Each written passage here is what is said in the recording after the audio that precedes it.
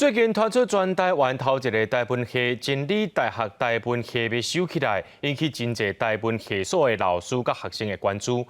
对学生、老师发起联署，认为若准真正要停止招生，会去打击到台湾意识。有学者是认为讲，学生的出路影响到招生，系所课程安排就要考虑到这就业市场的需要。 最近传出真理大学台文系要停止招生的消息，有学生发起联署，联署书内底写着台文系拍算伫114学年停止招生。身为台湾第一个台湾文学系要停招，对真侪台文界的老师和学生来讲，拢是正大的冲击。创系的前系主任张良德和在学的学生拢表示反对。台湾的这是一个种象征性的物件，你对这个台湾人的这个台湾魂哦，会打击的真大，招生。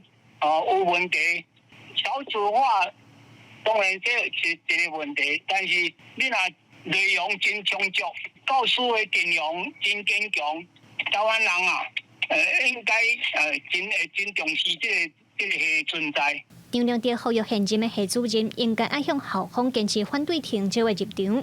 其实，自2011年就有中山医学大学台文系停招收掉的例。英国捌做过系主任的何信涵教授表示，事实上，私立大学决定要停招的权责单位是学校的董事会的特权。伊认为，目前台文系所遇到的上大问题，就是学生的出路会直接影响到招生。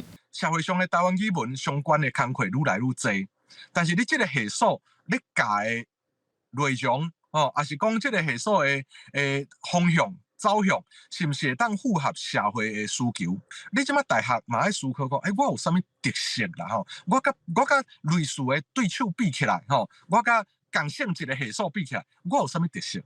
何信涵指出，目前和台湾相关的工作，除了做老师以外，也有影视产业、出版广告等等，这些拢有在增加。不过，拢较注重台语的应用，但是毋是所有台文系所拢偏向语言的训练。伊认为，真理台文会拄到停招的问题，嘛和系统经营的面向有关系。记者卢尚珠、林晓凯台北报道。